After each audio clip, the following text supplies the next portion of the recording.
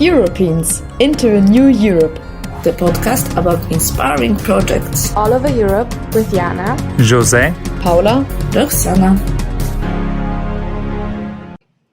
Guten Tag and welcome to another episode of our podcast, Europeans into New Europe. Thanks for tuning in.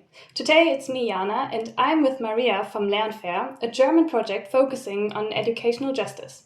Thank you for your participation, Maria. We are very happy that you found the time to join us for this episode. So let's get started. As I was mentioning, Lern-Fair focuses on educational justice, but what exactly is the project about? So Lern-Fair is a non-profit organization, and we operate an education platform where we connect volunteers and pupils seeking help. The largest project translates to something like one-to-one learning support, where school children get help with their schoolwork. We were able to establish over 15,000 one-to-one matches since our start. What connects our projects is that they are all digital and that they are free and based on the work of volunteers. We have some other projects like free online courses and similar. That's so cool. Like you have a lot of programs in the project. But how did the idea of creating a platform for like free digital tutoring come up? It was in March 2020. Due to the pandemic, the schools in Germany closed, which left those behind which are already disadvantaged with respect to education. Some fellow students and me joined forces to quickly establish a first version of what was to become Lern-Fair. After 4 weeks already, over 10,000 participants, so both students and pupils, were registered. Back then we founded this as Corona School, but we have renamed the platform to Lern-Fair to emphasize the educational fairness or justice which we desire by free support to compensate those disadvantaged. It's a huge growth in like a couple of weeks, going to so many people registering on the platform. Tell me, like, who exactly can participate in the project? So we want to support, or we aim to support pupils that are disadvantaged because of socioeconomical or similar reasons, for example, health, or because their parents don't support them, and that cannot get other help, for example, paid tutoring. We collaborate with schools that can, for example, nominate pupils that could especially profit from our platform, but we also have free registration to reach everyone. The volunteers on our platform are mostly students at German, Austrian or Swiss universities. And some of our projects, we restrict the groups of volunteers. For example, at the moment, only students or those who recently left university can give the one-to-one tutoring. But we are actually actively working on open up this restriction.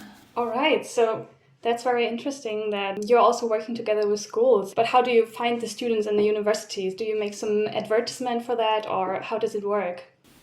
Of course, a large part of our work is to find volunteers, but also the pupils. For example, we have about 100 ambassadors, the so-called campus representatives at about 60 universities in Germany, Swiss and Austria that reach out in their local region. When the interested person finds their way on our website, they can register as a pupil or as a volunteer and, for example, say what grade they are in which subject they need help, and for volunteer also, so that, for example, they would like to help a pupil in math between 5th and 10th grade.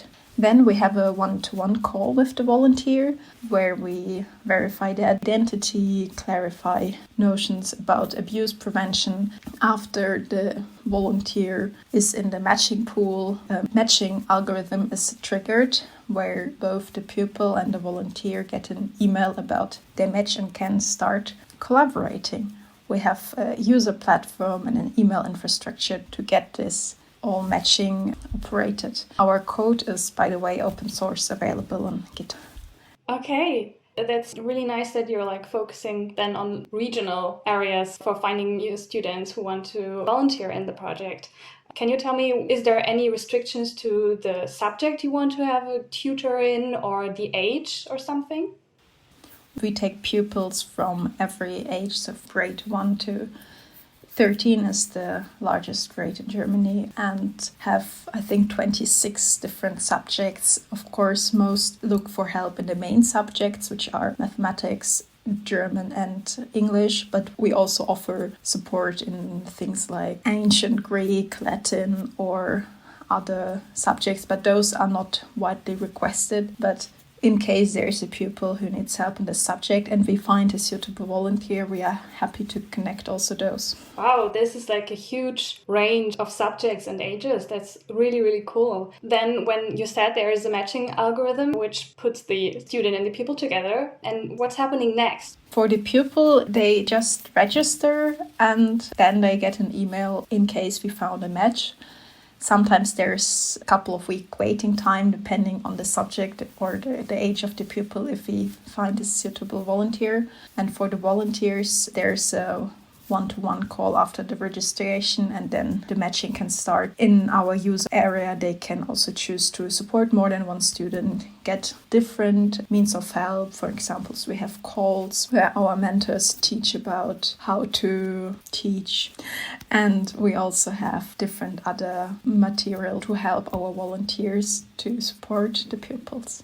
Nice, okay. So which feedback do you get from the pupils? How is it received? So especially in the beginning of the project, we have had a wide media attention. For example, we have been invited once to some talk show in the television, had numerous media appearances like newspaper, radio, TV, and the federal president of Germany personally called us in April 2020 to thank us for our engagement during the pandemic, which was quite cool. Further, recently we've been awarded the National German Commitment Award, which is a huge honor for us, and we try to pass this appreciation to our volunteers, to the pupils. So the pupils and the parents are both very thankful for the opportunity to get this free and especially uncomplicated help. They sent us email and tell us about the situation or what has improved. It was unbelievable how dramatic the situation was, especially in the beginning of the pandemic, where there was a complete lockdown, the school closed completely. For example, single parents had to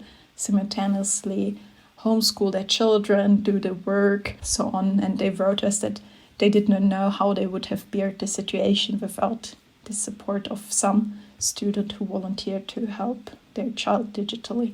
So it's crazy how the project is received by the public, that even the politicians in high positions said something to the project, and it was really in the media, which is really cool that there's more focus on the topic of the project.